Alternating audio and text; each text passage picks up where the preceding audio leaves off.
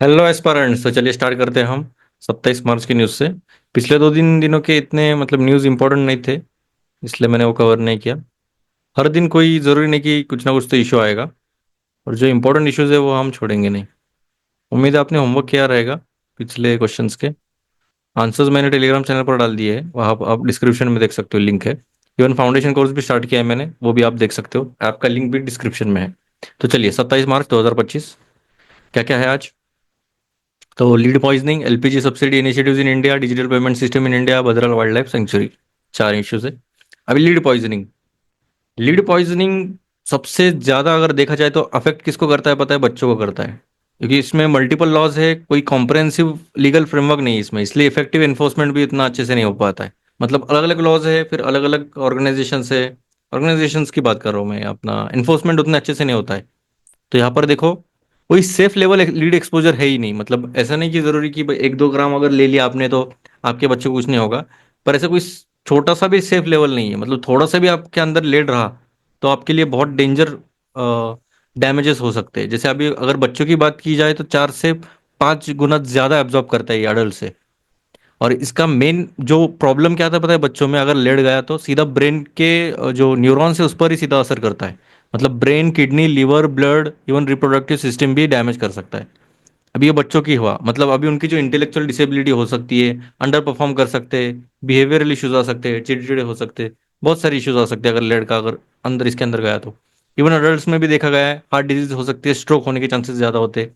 Pregnant women में गया तो लीड एक्सपोजर से बहुत सारे अलग अलग ऑर्गन्स जो है बच्चे के, मतलब जो फीटस में है, डेवलपिंग फीटस, तो उसमें डैमेजेस हो सकते हैं। अभी लीड है क्या, है ना? लीड है क्या? लीड है, लेड कुछ भी बोल सकते हो आप। तो एक टॉक्सिक हैवी मेटल है, कोई सेफ लेवल नहीं है एक्सपोजर का। मतलब इतने अमाउंट में अगर गया अभी तो अपने को कुछ होगा नहीं, ऐसा कुछ नहीं है। ये सॉफ्ट है, मेलेबल है, मतलब मुड़ सकता है, ब्लूइश व्हाइट है, लस्टर में है। और डब्ल्यूएचओ ने आइडेंटिफाई किया लेड एक one of the top 10 chemicals of public health concern. मतलब सबसे जो टॉप 10 जो केमिकल्स है अपने पब्लिक हेल्थ हेल्थ के लिए बहुत डेंजरस हो सकते हैं, उसमें से एक ये है। और लीड बेस्ड पेंट जो है उसमें मेजर ग्लोबल सोर्स है कंटेमिनेशन का। मतलब जो हम पेंटिंग करते हैं ना, उसमें लेड बेस्ड पेंट्स बहुत ज्यादा रहते हैं, तो उसका थोड़ा सा ख्याल रखें। W H O UNEP global alliance है, किया है इन्होंने कि एलिमिनेट करेंगे लीड पेंट। और नेशंस को भी बोल दिया कि लीड बेस्ड जो पेंट्स है वो बैन करें। तो ये देखो, लीड टॉक्सिक है, अलग अलग सेंट्रल नर्वस सिस्टम हो गया, रिप्रोडक्टिव सिस्टम हो गया, kidneys, cardiovascular system, blood and immune system, अलग अलग, मतलब हर एक मेजर ऑर्गन्स पर ये अफेक्ट कर रहा है। अभी लीड पॉइजनिंग होता क्या है? तो लीड एक्यूमुलेशन होता है अपने बॉडी में ओवर टाइम से। मतलब ऐसा नहीं कि आज लिया है लीड और एकदम अचानक से होगा। तो ओवर टाइम थोड़ा थोड़ा थोड़ा करके अगर लीड अपने बॉडी में भी जाता है ना, तो उससे बहुत ज्यादा टॉक्सिसिटी हो सकती है अपने। और इवन अलग अलग जो ये है ऑर्गन से वो डैमेज हो सकते हैं। अभी स्टेटस क्या है इंडिया में और ग्लोबली?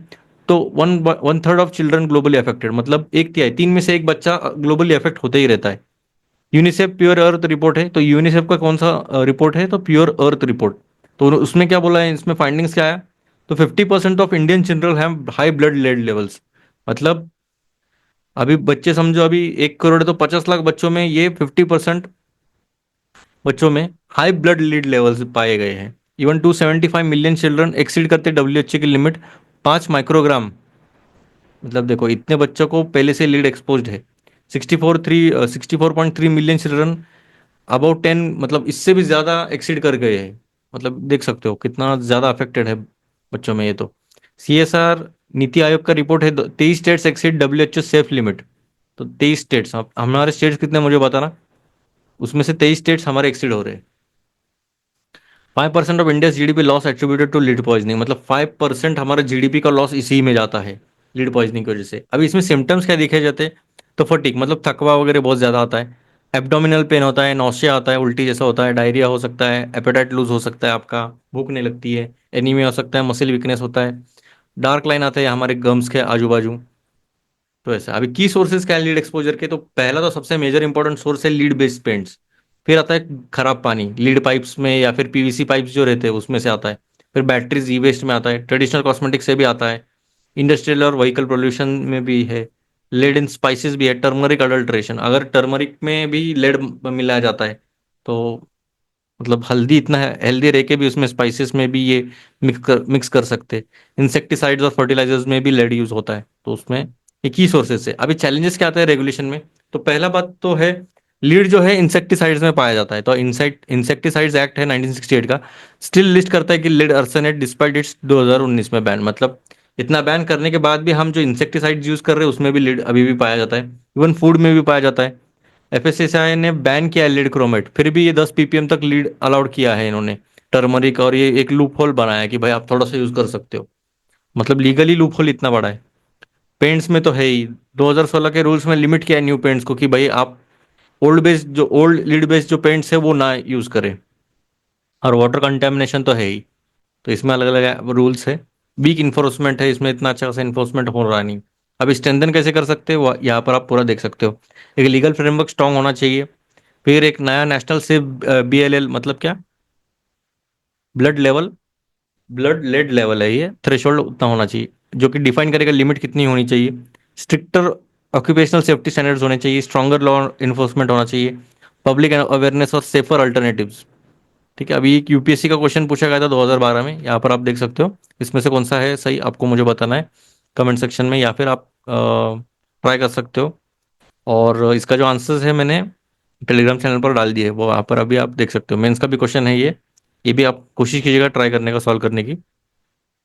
फिर एक इंपॉर्टेंट इशू आता है, LPG subsidy initiatives in India. अभी एलपीजी के रिगार्डिंग क्या क्या इनिशिएटिव लिए गए हैं, अभी एलपीजी का थोड़ा सा मैच देखते हैं। एक्टिव डोमेस्टिक एलपीजी कंज्यूमर्स कितने हैं? तो टोटल मिला के 31 करोड़ है total active domestic LPG consumer, उसमें से 9.6 करोड़ जो है इज्वला बेनिफिशियरीज है और बाकी कंज्यूमर्स है।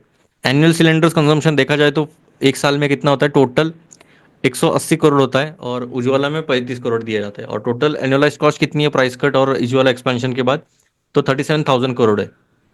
ठीक है, 36,000 जो है 200 रुपये पर सिलेंडर दिया जाता है प्राइस कट के बाद, और annualise cost of relief to new Ujjwala customer तो 1100 रुपये, 1100 करोड़ है ये। ठीक है, छोड़ो, एडिशनल कनेक्शंस भी अप्रूव हो गए 75 लाख। चलो ठीक है।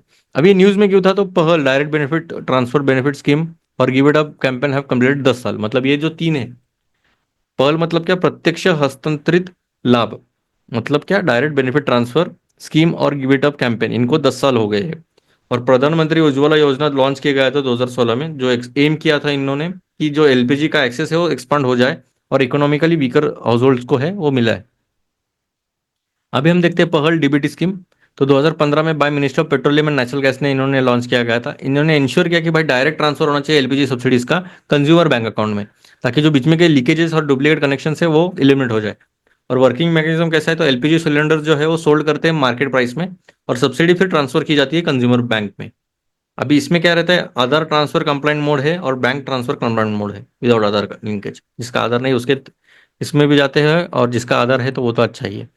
ऑब्जेक्टिव्स क्या है, तो मिडल मैन और ये फेक एलपीजी कनेक्शंस को एलिमिनेट करना, इंकरेज करना फाइनेंशियल इंक्लूजन, लिंकिंग करेंगे ये सब्सिडीज से बैंक अकाउंट को, मतलब बैंक अकाउंट भी बढ़ेंगे उसकी वजह से सब्सिडी भी हो जाएगी, दी जाएगी, मतलब टू द पॉइंट हो जाएगा। अचीवमेंट देखा जाए तो 30 करोड़ एलपीजी कंज्यूमर्स एनरोल हो गए थे 2024 में, और 1.5 लाख करोड़ सेव हो गए थे इसमें, क्योंकि रिड्यूसिंग सब्सिडी वेस्टेज, तो वेस्टेज इतना वेस्टेज हो रहा था। आधार बेस्ड ऑथेंटिकेशन से ये डुप्लीकेट और फ्रॉडुलेंट एलपीजी कनेक्शंस भी रिमूव हो गए हैं। और एक इसमें था गिव इट अप कैंपेन, तो 2015 में पीएम नरेंद्र मोदी जी ने ऊर्जा संगम ग्लोबल एनर्जी समिट में बोला गया कि भाई जिसका जिसका अगर फाइनेंशियली आप अच्छे से हो, तो एलपीजी के कंज्यूमर्स ने आप वॉलेंटरली सरेंडर कर सकते हो सब्सिडी, तो गवर्नमेंट को थोड़ा सा रिडायरेक्ट फंड्स कर सकते हैं हम पूरे हाउस होल्ड को, मतलब जो अच्छे खासे वेल बींग है या फिर उनका जो अच्छा खासा इनकम है उनको जरूरत नहीं है, तो वो खुद ब खुद अपना गिव इट अप कर सकते हैं जो भी उनको सब्सिडी मिल रही है, ताकि वो जो फंड्स है वो पुअर हाउस होल्ड के उधर जा सके। इसका इम्पैक्ट क्या हुआ, तो 10 मिलियन कंज्यूमर ने गिव अप किया पहले ही साल में, और by 2025 the number reach 11.5 million, मतलब 1.5 मिलियन और बढ़ गए इसमें। फिर प्रधानमंत्री उज्ज्वला योजना जो हमने अभी पढ़ा, तो 2016 में इसको लॉन्च किया गया था। डिपॉजिट फ्री एलपीजी कनेक्शंस दिए जाएंगे इकोनॉमिकली वीकर अडल्ट वुमेन के लिए, ये इंपॉर्टेंट है। गोल क्या था, तो एक तो एक चूल्हा वगैरह जो यूज करते उसमें काफी ज्यादा इसमें भी लेड आ सकता है, धूल वगैरह, उससे आपके लंग्स खराब होते हैं, आइज खराब हो सकते हैं, फेस खराब हो सकता है। तो उसके जैसे जो प्रमोट किया जाएगा क्लीन कुकिंग फ्यूल, ताकि जो हेल्थ रिस्क है इंडोर पोल्यूशन से वो कम हो जाए, और डिपेंडेंस जो है ट्रेडिशनल फ्यूल्स पे तो वो भी कम हो जाए। और सब्सिडी जो है 2200 रुपये पर 14.2 kg कनेक्शन के ऊपर दिया जाता है, और 1300 पर 5 kg कनेक्शन के ऊपर। ठीक है, इंटरेस्ट फ्री लोन्स भी दिया जाएगा जब आप गैस स्टोव परचेस करते हो तो। इम्प्लीमेंटेशन और एक्सपांशन की बात कीजिए तो फेस टाइमलाइन कनेक्शंस प्रोवाइडेड, तीन फेजेस में किया था इन्होंने। फेज वन 2016 से 19 में 80 मिलियन किया था, टारगेट अचीव किया गया था 2000 सितंबर 2019 में ही। फेज टू 2.0 2021 से 22 में 16 मिलियन हो गया था बाय दिसंबर 2022 में। और फेज थ्री जो है 23 से लेकर 26 तक अभी चल रहा है। पर टारगेट हो गया था 2000 मतलब 24 में ही जुलाई के ये टारगेट मेंट हो गया था 7.5 मिलियन का। तो टोटल प्रधानमंत्री उज्ज्वला योजना के कनेक्शन कितने हैं तो 103 मिलियन है। एक इसको हम नॉर्मल मिलियन के, ठीक है मिलियन तो है, करोड़ या लाख में कितना होता है मुझे बताना कमेंट सेक्शन में। अभी चैलेंजेस क्या आता है कि एलपीजी एडॉप्शन के, तो एक तो high recurring cost of refill, refill का कॉस्ट बहुत ज्यादा होता है। तो डिपॉजिट फ्री कनेक्शन देने चाहिए, do not cover refill cost. तो डिपॉजिट फ्री कनेक्शन तो देते, पर रिफिल कॉस्ट का तो इसमें होता ही नहीं, तो 1100 पर सिलेंडर जाता है इसमें। और पीपीएससी रिपोर्ट आता है 83% जो रिस्पॉन्डेंट्स है उन्होंने बोला कि हाई रिफिल कॉस्ट है, इसलिए ये थोड़ा अडॉप्ट करना डिफिकल्ट जाता है। इवन 86% जो हाउस होल्ड स्ट्रगल करते हैं cost of stove houses and regulator, मतलब जो उसके अलग अलग आइटम्स है उसका भी कॉस्टिंग बहुत ज़्यादा जाता है। इवन रोल लो रिफिल रेट्स भी है, मतलब रिफिल करते ही नहीं है ज़्यादा। 3.95 रिफिल्स पर ईयर ही है, और 6.5 refills per year for non PMU users, तो इतना मैक्सिमम लो रिफिल रेट्स है। फिर अवेलेबिलिटी ऑफ ट्रेडिशनल फ्यूल्स है, मतलब आपके पास काउडंग, ये फायरवुड, क्रॉप रेसिड्यू बहुत सस्ते में मिलते हैं और इजीली अवेलेबल है, इसलिए वो ही यूज़ करते हैं। और कुकिंग चूल्हास में भी डीपली इंग्रेंड है थोड़े रूरल कल्चर, तो उनको ऐसा लगता है कि भाई चूल्हे पर ही अलग से, मतलब उसका टेस्ट अलग होता ही है, पर वो जो कल्चर है उससे रिलेटेड है, इसलिए वो जनरली ट्रेडिशनल चूल्हा यूज़ करते रहते। तो आपका एक छोटा सा होमवर्क रहेगा कि इसके आगे का वे फॉरवर्ड कैसा होना चाहिए वो बताना मुझे। ये एक प्राइमरी गोल क्या है पर डीबीटी स्कीम का, ये आप बताना। और एक mains point of view question भी बना है, वो भी आप लिख सकते हो। ये इंपॉर्टेंट है, digital payment systems in India. तो डिजिटल पेमेंट्स मतलब क्या? अ डिजिटल और electronic payment refers to transferring money from one payment account to another using a digital device और चैनल। मतलब क्या? देखो, आपको कभी कभी जो सिंपल बातें होती है, अभी डिजिटल पेमेंट्स बोल दिया, हाँ तो डिजिटल पेमेंट मतलब क्या, हाँ पेटीएम किया या फिर जीपे किया, तो ठीक है वो है। पर आपको जब डेफिनेशन लिखनी होती है ना, तो वो डिफिकल्ट जाता है बहुत। तो इसमें अभी डेफिनेशन कैसे रहेगी, मतलब ऐसा रटना तो नहीं है, बस एक अंडरस्टैंडिंग के लिए वो कीवर्ड्स आने चाहिए। एक electronic payment refers to transferring money from one payment account to another using a digital device. एक डिजिटल डिवाइस यूज करके आप पेमेंट ट्रांसफर कर रहे हो एक चैनल के थ्रू, या फिर बैंक ट्रांसफर हो सकता है, मनी मोबाइल मनी हो सकता है, क्यूआर कोड के थ्रू, कैसे भी कर सकते हैं। अभी payment system by NPCI, NPCI क्या है? तो national payment corporation of India umbrella entity है। और रिटेल पेमेंट, जो भी रिटेल पेमेंट्स होते हैं एनपीसीआई पूरा ये करता है। और पेमेंट और सेटलमेंट एक्ट के अंदर ये आता है 2007 के।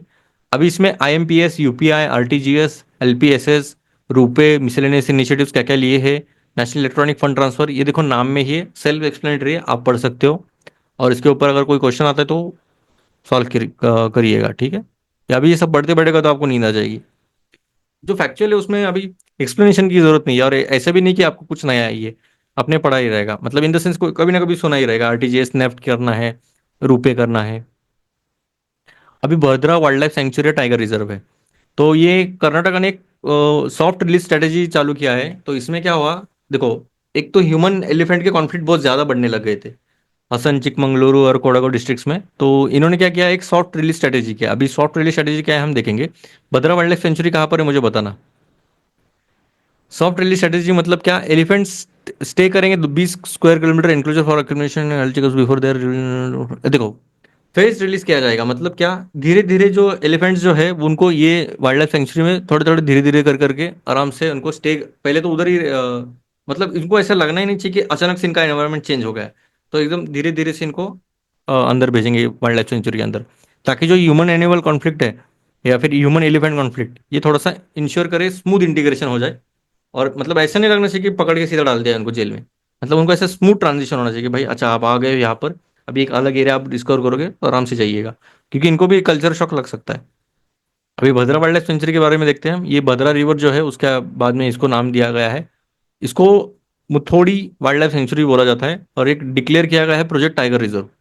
इसमें डाइवर्स फॉरेस्ट टाइप्स भी पाए जाते हैं, जैसे कि southern moist mixed mix deciduous forest, dry deciduous forest और शोला। शोला इंपॉर्टेंट है, शोला आपके लिए होमवर्क रहेगा। इसके रिगार्डिंग मुझे बताना कि कौन से एरियाज में क्या कहाँ पाए जाते हैं, क्या क्या है इसमें, क्या फीचर्स क्या है इसमें। और एक जगरा जायंट है, तो ये होम है उनके लिए। कर्नाटका का लार्जेस्ट 400 ईयर ओल्ड टिक ट्री है ये, ठीक है, जगरा जायंट। और फ्लोरा और फौना की बात की जाए बीडब्ल्यूएस में, बीडब्ल्यूएस मतलब क्या, भद्रा वाइल्ड लाइफ सेंचुरी। मैमल्स की बात की जाए तो टाइगर, लेपर्ड, ढोले। ढोले मतलब क्या मुझे बताना, ढोले वाला वो ढोल नहीं है, ठीक है, ढोल बजाओगे आपने तो। घॉर्स, डियर एंड एलिफेंट। बर्ड्स की भी 250 से ज़्यादा स्पीसीज पाई जाती है, जिसमें हॉर्नबिल, मलाबार ड्रैगन, हिल माइना। सेंचुरी की कैपेसिटी कितनी है करंटली? 450 एलिफेंट है इसमें। और एक एस्टिमेटेड कैरिंग कैपेसिटी 200 के और ज़्यादा, मतलब 650 की कैपेसिटी है इसमें। ये क्वेश्चन है, आप ट्राई कीजिएगा सॉल्व करने के लिए। उम्मीद है आपको एक अच्छा लगा रहेगा, और नेक्स्ट वीडियो के लिए यहाँ पर आप देख सकते हो। चलिए फिर मिलते हैं। जय हिंद।